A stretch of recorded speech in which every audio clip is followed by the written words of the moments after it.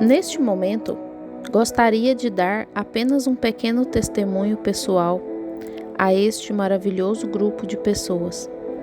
Tenho certeza de que vocês gostariam de conhecer um pequeno testemunho pessoal do que nosso bendito Senhor tem feito. Depois, encerraremos. Falarei só por um momento, sendo que estava neste assunto. Quando chegamos à África do Sul, onde tive, pela graça de Deus, eu creio, a maior chamada de altar que Deus já me permitiu fazer, havia vários de nós no grupo e um irmão canadense muito bom, o irmão Ern Baxter, que muitos de vocês conhecem. E o irmão Baxter estava junto e fomos a Joanesburgo. Ele chegou ali um pouco antes de mim. E o Senhor realizou tanto naquela noite que na manhã seguinte a Associação Médica de toda a África do Sul me convidou para o café da manhã e disse: Irmão Branham, você nos trouxe mais benefícios agora do que os missionários que vieram aqui nos últimos 50 anos. Todos os hospitais ficaram vazios. Os jornais mostraram 1 e 2 páginas completas e o Senhor abençoou. Um homem assentado em nossa audiência nesta tarde é testemunha disto. Um evangelista sul-africano, o irmão Tom, assentado à minha direita. E foi naquela reunião que o irmão Tom foi inspirado pelo Espírito Santo e foi para o campo evangelizar os homens de cor, como os conhecemos. E ali, como um nativo, tem feito um trabalho maravilhoso, salvando milhares de almas. E ele está aqui agora nos visitando em uma pequena viagem. Ele havia chegado ao local onde um dia o Sr. Jackson, outro amigo meu, estava indo. E eles anunciaram e divulgaram pela África, e havia um pequeno leãozinho ali no piso do pequeno restaurante, onde ele estava preparando-se para o almoço do dia. E ali, onde aquele filhotinho estava brincando, o homem interrogou: O que você deseja? Ele respondeu: Encha meu tanque com gasolina. E então ele disse: Quero alguns biscoitos e chá. Como o povo africano tem o hábito do chá inglês. Tem muito disso ainda no Canadá. Bebi tanto chá que pensei que se me furassem com um alfinete, sairia chá, só chá, por alguns minutos. E então, quando ele estava tomando chá, o homem indagou: Para onde você está indo? Ele respondeu: Para Joanesburgo. Prosseguiu: Você tem negócios lá? Respondeu: Não, eu vou a uma reunião do Sr. Branham, que está vindo da América. Eles vão realizar um grande culto e orar pelos enfermos. Ele disse: Se eu não tivesse colocado gasolina nesse tanque, eu nem mesmo faria o serviço em seu carro. Um homem que se rebaixa a ponto de ir a um fanático como aquele. 2 dias depois ele passou por ali e o homem saiu correndo e o agarrou pelos braços e disse: Oh, por favor, diga-me, você cumprimentou o evangelista?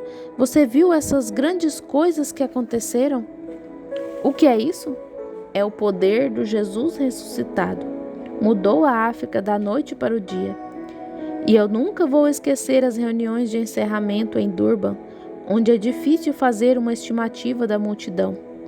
Uns disseram 125 mil, outros disseram 200 mil. Você nunca poderá dizer. E isso não importa, mas quando muitos foram desafiados, muitos intérpretes, onde se falava e então se podia tomar água antes que os intérpretes terminassem.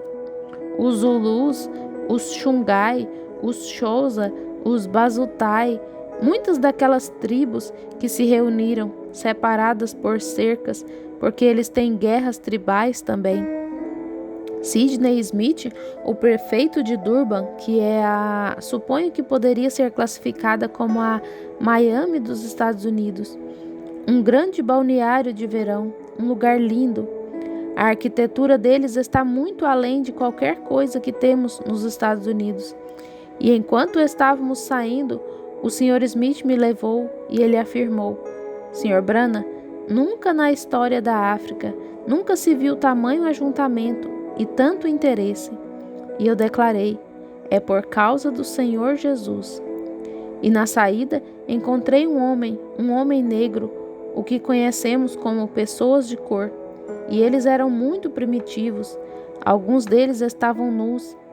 E para lhes explicar como eles são primitivos, uma senhora deu à luz um bebê, sentada a uns 20 pés de mim, 6 metros.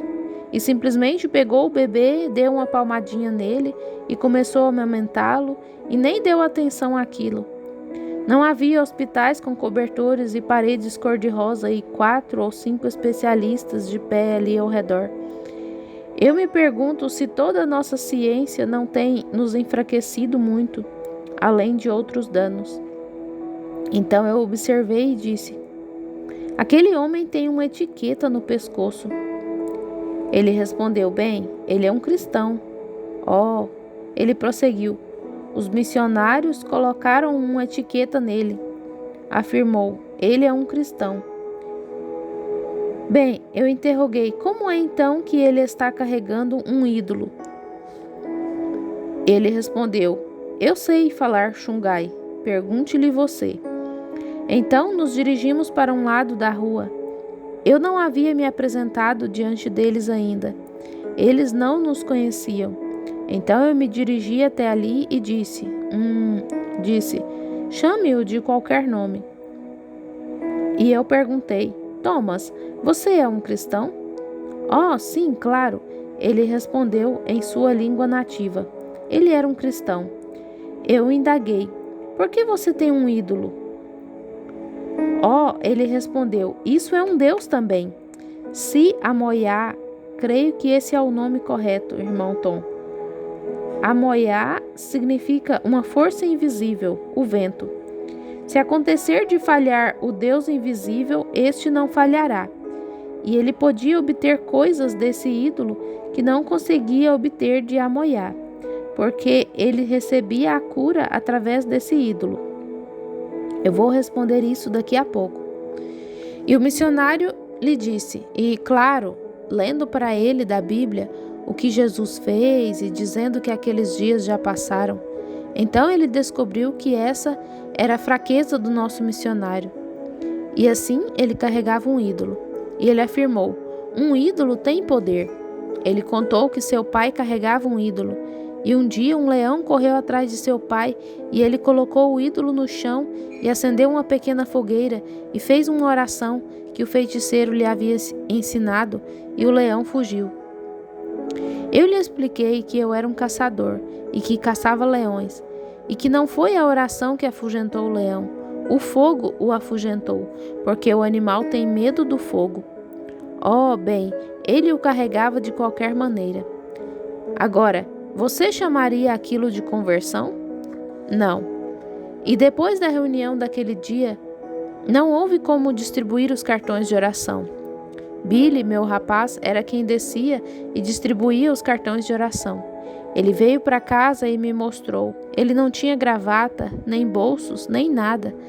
Então ele disse: papai, seria mais fácil entrar na cova dos leões, porque aquelas pessoas agarrando-me por aqueles cartões rasgaram as minhas roupas. Contou: eu tive que fugir.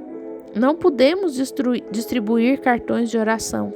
Então eu expus: quero que alguns missionários de cada tribo e de cada povo aqui saiam e tragam 2 pessoas de cada tribo. Então eu lhes falei da Bíblia de Jesus, sendo o Cristo ressurreto. Ali estavam os muçulmanos aos milhares, e eles são os mais difíceis de mudar. Descendem dos antigos medo-persas, que não se alteram nem mudam nada. Então, quando os trouxeram para a plataforma, o primeiro que me lembro foi uma mulher muçulmana, com um ponto vermelho entre os olhos, uma mulher de meia idade. E eu afirmei: você é uma muçulmana. Ela respondeu: sim, através de seu intérprete.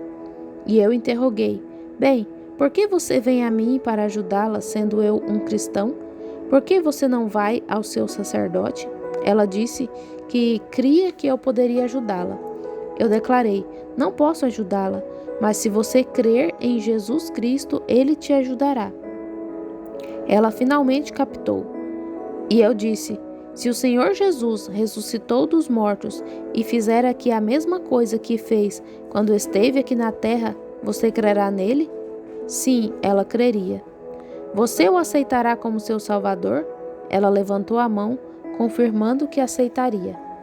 E o Espírito Santo desceu e lhe disse quem ela era e o que ela havia feito, onde ela havia estado, e ela começou a chorar e aceitou a Cristo como Salvador pessoal.